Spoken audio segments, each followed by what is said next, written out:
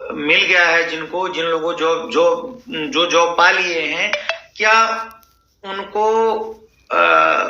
सर्वोच्च न्यायालय के आदेश के बाद कोई दिक्कत आ सकती है? पहला प्रश्न जो बारंबार लोगों के मन में उठ रहे हैं, एक प्रश्न ये था। दूसरा प्रश्न था कि क्या बीएड जो प्राथमिक शिक्षक के लिए 28 जून 2018 का जो गजट नोटिफिकेशन उनका रद्द किया है, उसी तरीके से क्या एनआईएस डीएलएड भी प्राथमिक शिक्षक भर्ती से पूर्ण रूपेण बाहर हो गया है? और आगे की रणनीति क्या है? इस ढंग के तमाम टाइप के आपके प्रश्न थे, जिन प्रश्नों का मैं सामने आकर के अपने ट्विटर के माध्यम से लोगों को बताने का प्रयास करूंगा। पहला तो प्रश्न आपका, क्या जिन्होंने जॉब मिल गई है, जिनको जॉब कर रहे हैं, उनको कोई दिक्कत होगी? क्या जजमेंट में इस बात का उल्लेख है कि उनको जॉब से निकाल दिया जाएगा? क्या राज्य सरकार हमको जो जॉब कर रहे हैं उनको बाहर कर देगी? तो निश्चित तौर पर मैं आपको इस बात को बताना चाहता हूं। आप लोगों को सबसे पहले इस बात का कानून में ध्यान रखना है कि जजमेंट में इस बात का कोई उल्लेख नहीं है कि जिन लोगों को जॉब मिल गया है वो बाहर होंगे, पहली बात। दूसरी बात कि उनको जो नियुक्ति पत्र मिला है, जो ज्वाइनिंग लेटर मिला है, वो रिटर्न में मिला है। अब प्रश्न यह है कि जब ज्वाइनिंग लेटर आपको रिटर्न में मिला है तो आपकी जॉब के लिए भी आपको जॉब अगर हटाया जाता है तो तब भी सरकार है, आपकी सरकार है, आपकी राज्य सरकार है, आपका डिपार्टमेंट आपको रिटर्न में ही इस बात की सूचना देगा कि इन कारणों से आपको जॉब से हटाया जाता है। तो आप निश्चिंत रहिए। उसके बाद भी आपको समय देगी विभाग, समय देगा कि आपको किन कारणों से हटाया जा रहा है और कितना समय दिया जा रहा है। तो जब तक ये कोई भी बातें नहीं हो रखी हैं, आप लोग पैनिक मत होइए, चिंता मत लीजिएगा। तो जिन लोगों को जॉब मिल गया है उन लोगों को कोई दिक्कत अभी तक कोई दिक्कत की बात नहीं है, आप निश्चिंत रहिए, ठीक है।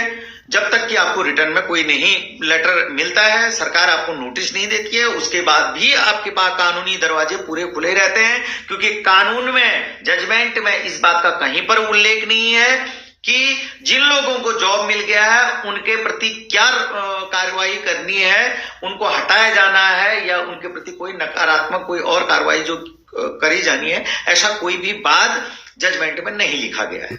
एक बात, ये बात सभी लोग दृढ़ता के साथ, मजबूती के साथ इस बात में विश्वास रखिएगा। दूसरी बात, आपने एक प्रश्न और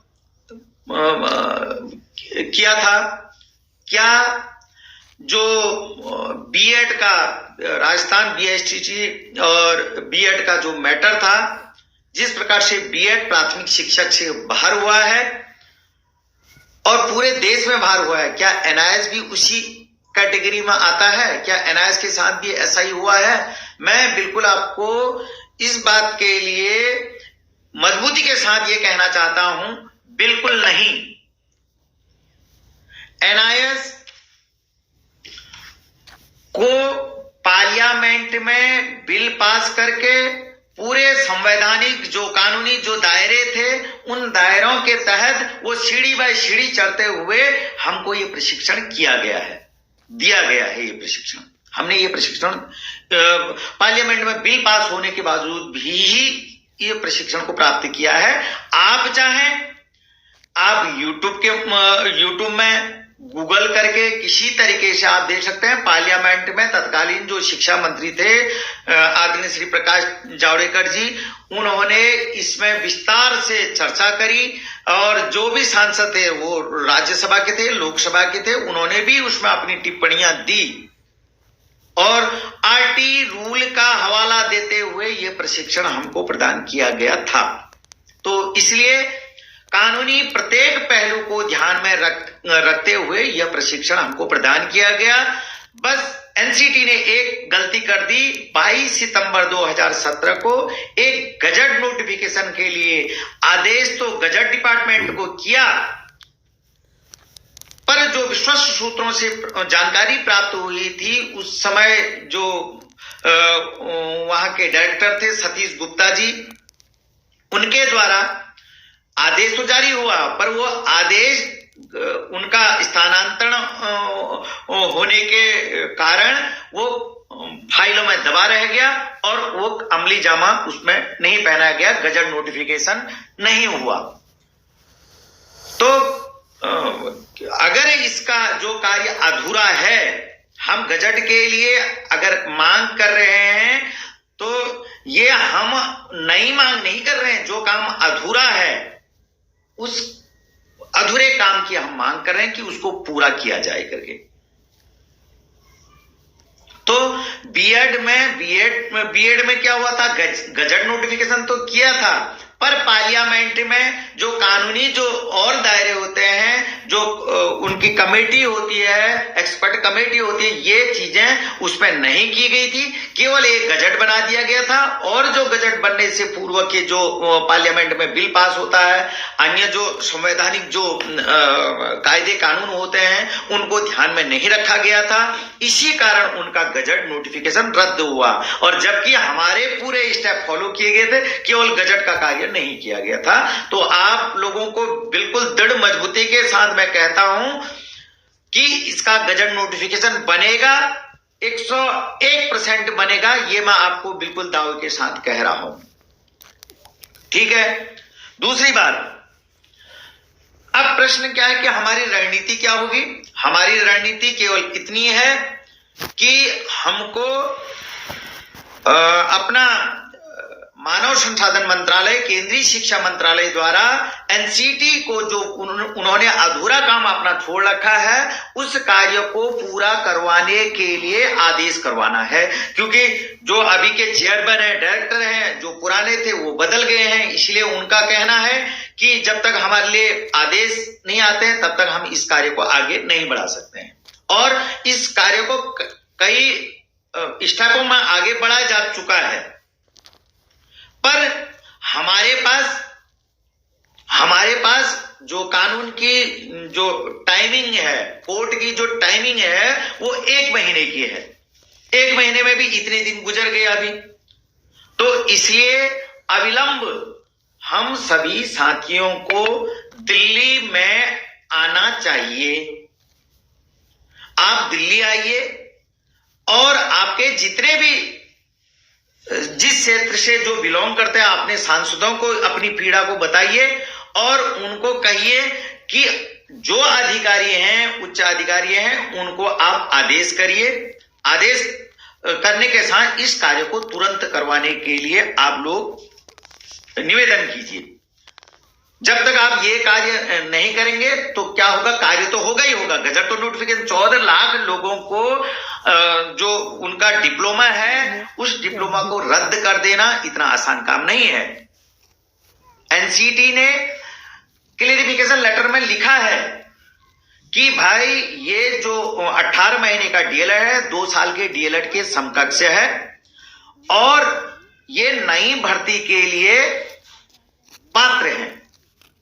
16 दिसंबर 2020 को की जजमेंट में इस बात का जज साहब ने स्वीकृति दे रखी है कि इसका गजट नहीं बनाया है, जबकि हम इस बात की उनकी कोई निंदा नहीं कर रहे हैं। उन्होंने अपने विवेक से जो जजमेंट दिया है उसको हम स्वीकार करते हैं। कुछ खामियां हैं, उस खामियों को दूर करते हुए जो कानूनी जो दायरे हैं उस दायरों के तहत हम आगे की कार्रवाई करेंगे।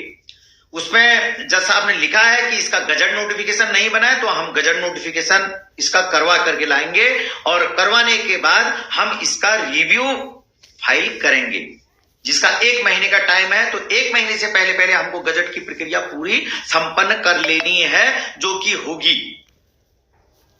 और यदि आप लोग इस बाबत में सहयोग करते हैं, सहयोग का मतलब यदि आप लोग दिल्ली में एनसीटी कार्यालय में और दूसरा मानव संसाधन मंत्रालय के कार्यालय में और धर्मेंद्र प्रधान जी केंद्रीय शिक्षा मंत्री जी के कार्यालय में अधिक से अधिक संख्या में यदि उपस्थित होते हैं तो यह कार्य जल्दी से जल्दी संपन्न होगा। और जैसे कि कई लोग कहते हैं भाई रिव्यू हम फाइल करेंगे, उसके बाद रिव्यू खारिज होगी, खारिज होने के बाद फिर हम क्यूरेटिव पिटीशन में जाएंगे। आपको थोड़ा सा मैं उस सिस्टम को भी बता दूं।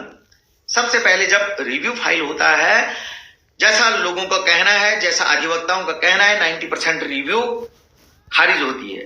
पर आप लोगों को बताना चाहता हूं मैं व्यक्तिगत तौर पर अपने अधिवक्ताओं के संपर्क करने पर उनके द्वारा ये कहा गया यदि इसका गजट बनता है निश्चित तौर पर ये हमारा जो जजमेंट है ये पलटेगा, यह हमारे सपोर्ट में आएगा और आना है।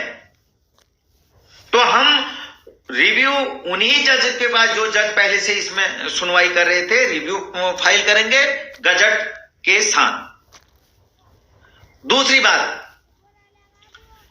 पहला प्रश्न जैसे कि रिव्यू अगर खारिज होती है फिर क्यूरेटिव जो पिटीशन होती है उसका प्रोसेस क्या होता है। उसमें 3 जज होते हैं जो उस जजमेंट का जो पूर्व में जजमेंट 28 तारीख को रिजर्व जजमेंट निकला था उसका अवलोकन करते हैं। उसमें हमारे द्वारा अधिवक्ता जो होते हैं वो उसमें पैरवी नहीं करते हैं, केवल वो उनका एक अध्ययन करते हैं कि वास्तव में क्या यह जजमेंट जो दिया गया है जजों के द्वारा ये गलत दिया गया है या सही दिया गया है। यदि उनको यह लगता है कि यह जजमेंट गलत है तो वो हमारे अधिवक्ताओं को आमंत्रित करते हैं कि आप इसमें आर्गुमेंट के लिए, बहस के लिए सामने आइए।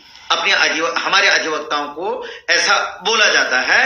और साथ में 3 जजों के साथ 2 जज जो पहले से ही इसमें इन्वॉल्व थे उन जजों को भी इसमें आमंत्रित किया जाता है। और जब सुनवाई होती है टोटल 5 जज होते हैं उसमें।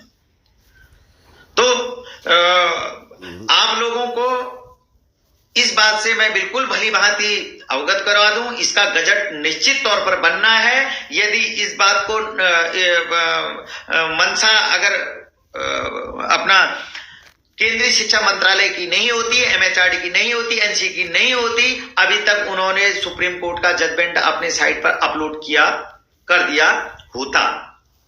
और दूसरी बात कि मेरे द्वारा जो कार्य किया जा रहा है थोड़ा उसमें आपका अगर सहयोग मिल जाए, सहयोग कि आपको अधिक से अधिक संख्या में दिल्ली में पहुंचना है और इस कार्य को जल्दी से जल्दी संपन्न करवाना है। एक बात। दूसरी बात, जो जिस क्षेत्र के हैं वहां के सांसद, वो राज्यसभा के और लोकसभा के जो भी